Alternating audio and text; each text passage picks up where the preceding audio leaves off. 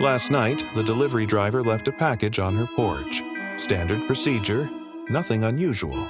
The Ring camera caught his approach, the drop-off, and his walk back to the van. But this morning, the police were at her door. The driver never made it home. They showed her the footage. It was him, clear as day.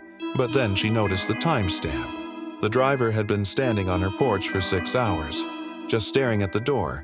So who was really driving the van that night?